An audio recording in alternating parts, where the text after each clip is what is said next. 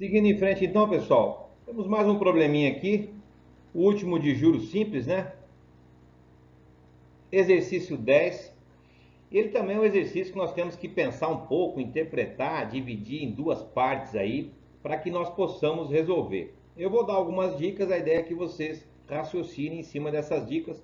Claro que antes de você olhar essa dica, é importante que você tente resolver o exercício, tá ok? Então, Mariana recebeu uma herança de 22 mil.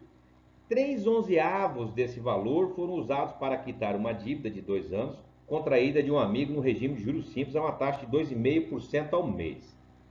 Do valor que sobrou, 75% será utilizado para a reforma de sua casa e o restante Mariana pretende emprestar a prima em regime de juros simples, a taxa de 10% ao ano. Determine o capital da dívida de Mariana com o amigo, o valor que será usado na reforma da casa de Mariana e o valor que a prima pagará a Mariana se quitar a dívida em 3 anos. Olha só, bem interessante, um probleminha bem bacana.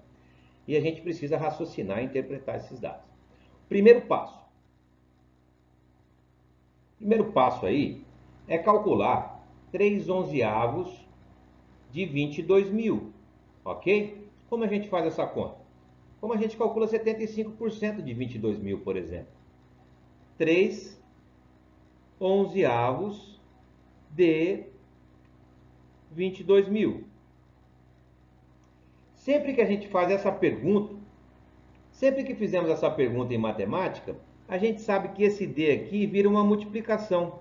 Então isso aqui fica 3/11 de 22 mil. Uma dica, pessoal, quando eu tenho uma multiplicação e uma divisão, nenhuma dessas operações prevalece com relação à outra. O que significa isso? Eu posso escolher quem eu faço primeiro. E eu estou percebendo que dividir 22 mil, fazendo um rascunho aqui, ó, dividir 22 mil por 11 é muito melhor do que dividir 3 por 11 ou multiplicar 3 por 22 mil para depois dividir por 11. Então eu faço essa conta logo, olha, vai dar 2, dá 22 aqui, sobra 0, como eu abaixei 3 zeros aqui, ponho 3 zeros lá, 2 mil reais. Então isso aqui dá 2 mil reais. Então esses 3/11 que foram utilizados para quitar uma dívida. Se esse dinheiro for utilizado para quitar uma dívida, ele é o valor futuro dessa dívida. Ele já está embutido os juros aí nesses 2 mil reais. Então nós temos aqui um valor futuro 1, que é esses 2 mil reais. Nós temos um tempo 1. Qual que é o tempo 1? 2 anos, olha. Essa dívida aí foi quitada em 2 anos. E nós temos uma taxa. Há uma taxa de 2,5% ao mês. Então a taxa aqui é de 2,5% ao mês. Claro que a gente pega esses 2 anos e passa para meses. 24 meses. Então você vê que eu já consigo resgatar o valor presente, porque eu tenho a taxa 1, tenho o tempo 1, vou colocar um aqui na taxa também, e tenho o valor futuro 1. Utilizando a nossa formulazinha de juros simples, nós já conseguimos resgatar aí o valor presente 1. Vamos continuar a leitura e interpretação do problema agora. Primeira parte aqui resolvida. Do valor que sobrou, 75% será utilizado na reforma. Bom, qual o valor que sobrou? Dos 22 mil,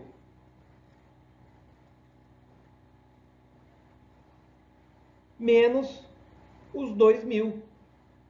Os 2 mil que foram utilizados para quitação da primeira dívida.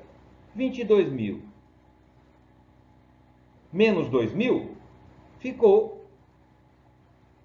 Então,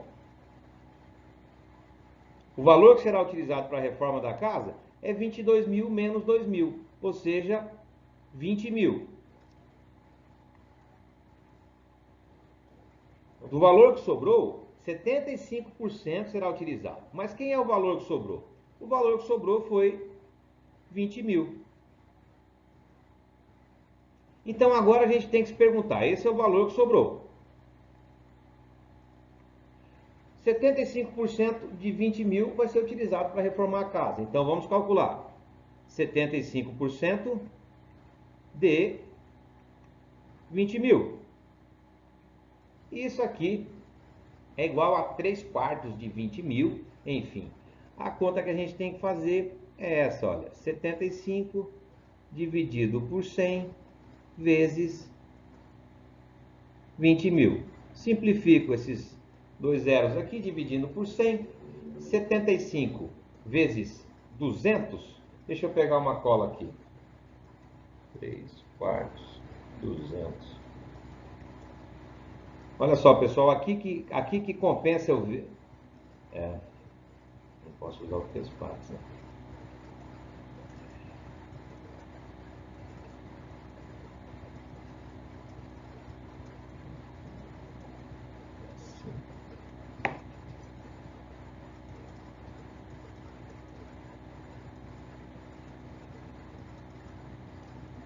Isso aqui vai dar 15 mil reais.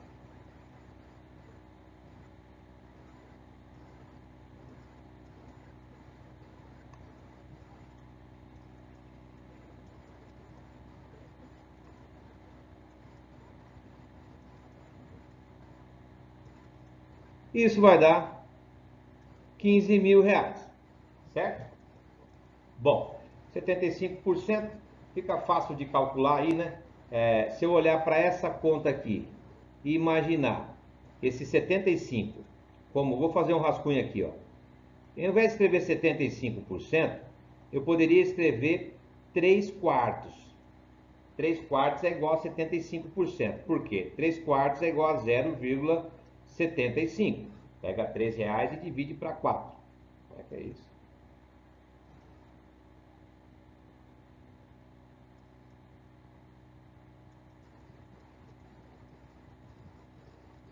Pega R$3 e divide para 4 pessoas, vai dar 75 centavos para cada uma. Se eu olhar esse 75% como 3/4, olha como fica mais simples de fazer essa conta. Vezes 3/4 vezes 20 mil. Isso é aquilo que eu falei para vocês, pessoal, nas aulas de porcentagem, que vocês têm que estar à vontade para sair do valor percentual e ir para um valor fracionário, sair do fracionário e ir para um valor decimal e assim por diante. Isso é importante, ajuda muito, tá? Então, se eu olhar esse 75% como 3/4, bastava pegar esse 20 aqui, dividir por 4, vai dar 5. 3 vezes 5, 15. E repita esses 3 zeros. Então, isso aqui vai dar 15 mil. Só para a gente rever aí como faz essa conta. Agora eu vou apagar aqui e vou continuar o nosso raciocínio. Pagando o rascunho aqui.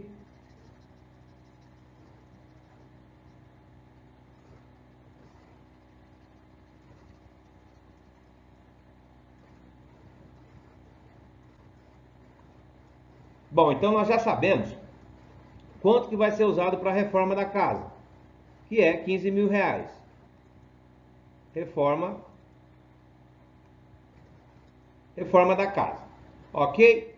Ok. Vamos para o terceiro passo agora. O restante Mariana pretende emprestar a uma prima em regime de juros simples a taxa de 10%. Então nós temos um valor aqui, ó, que é o restante, que é o valor presente 2, que agora ele vai estar sendo emprestado. Observe que antes o valor pago era o valor futuro, agora não. O que sobrou desse dinheiro, que foi 5 mil, é o valor presente 2. Então esses 5 mil reais, ela pretende emprestar para a sua prima a uma taxa de 10% ao ano,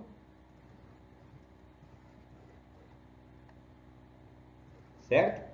Por um período de, se eu olhar essa terceira parte do problema aqui, que começa aqui, eu vou observar que não tem o tempo. Por quê? Porque o tempo está lá na letra C. O valor que a prima pagará a Mariana se quitar a dívida em 3 anos. Então o tempo aqui, são quanto tempo? 3 anos. Como a taxa está anual, o tempo eu deixo em anos mesmo. E a pergunta, o valor que a prima pagará. Então a pergunta é o valor futuro, que eu vou chamar de valor futuro 2, que é em cima desses 5 mil reais.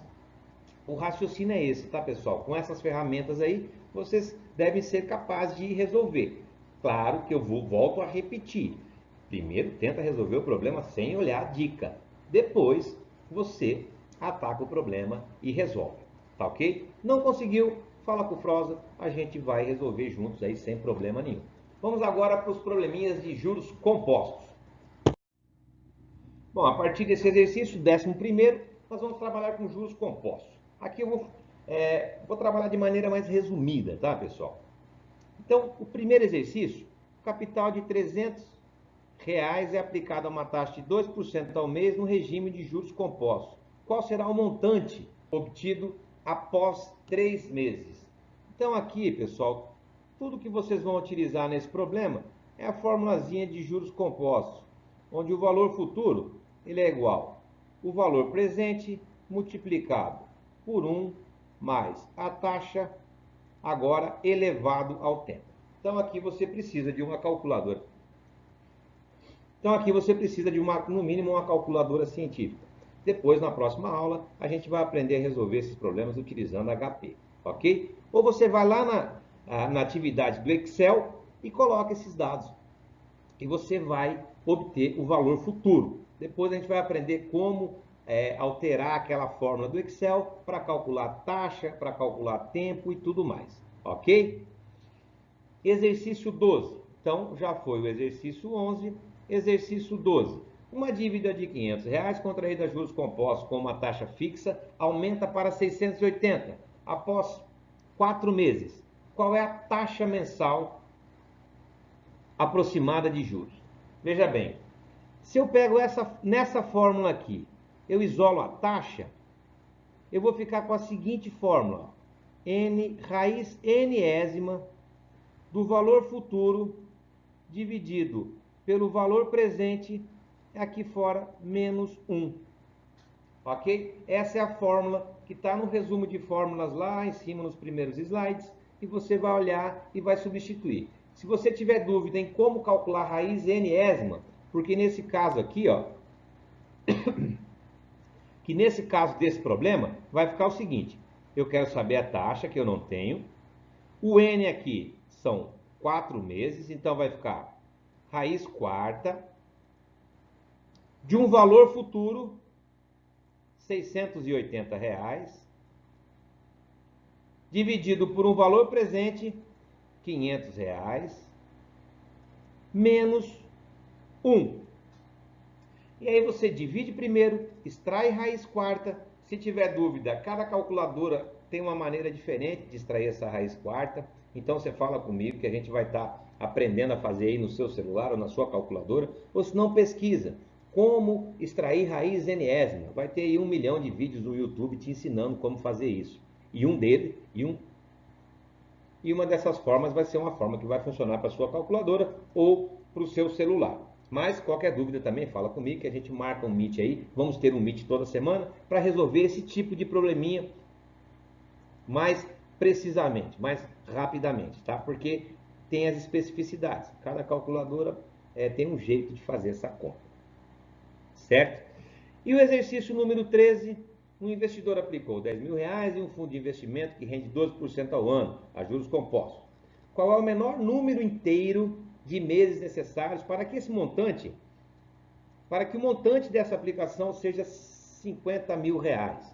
Então ele investiu 10 mil. Aqui na verdade, olha, nós temos um valor futuro de R$50.000. Nós temos um valor presente de R$10.000. Nós temos uma taxa de 12% ao ano. E nós temos também, e a pergunta está sobre a pergunta é sobre o tempo. Quanto tempo isso vai levar? Se vocês forem no resumo de fórmula, vocês vão ver que a fórmula que me dá o tempo isolado é a seguinte: log de valor futuro dividido por valor presente, tudo isso dividido por log de 1 mais i. Então, claro que essa taxa aqui, você vai usar 0,12, e aí substituindo aqui, você vai ter o seguinte: n igual Log, esse log aqui tem base 10, ela não precisa aparecer. Geralmente os logs aí que você vai calcular na calculadora são de base 10 também. Mas eu não quero falar disso, que não tem muita importância aqui para nós. Para calcular o log, você vai digitar um número na sua calculadora e vai digitar log. Ou ao contrário, log e o número. E ele vai te dar aí o logaritmo daquele número, certo? Então você vai pegar aqui primeiro, vai dividir 50 mil por 10 mil, essa conta dá para fazer de cabeça, né? Dá 5. E depois você vai pegar 1 e somar com a taxa, que é 0,12. Então o que você vai precisar fazer aqui é o seguinte, calcular. Então resumidamente o n vai ser o seguinte, log de 5 dividido por log de 1,12. Aí eu vou aconselhar você a fazer o seguinte, você vai lá e calcula o log de 5 e escreve com 4 casas decimais.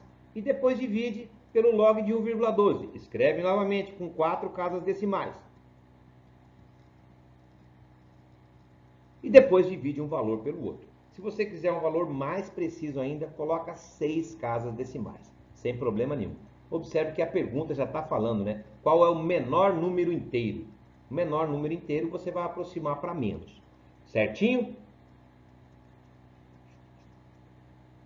A princípio é isso aí, nesses 3 problemas. Então, resumindo, no problema número 1, no problema número 11, você vai utilizar a fórmula principal. No problema número 12, você vai utilizar a fórmula para calcular a taxa, que a gente sabe que saiu da fórmula principal, com as manipulações matemáticas.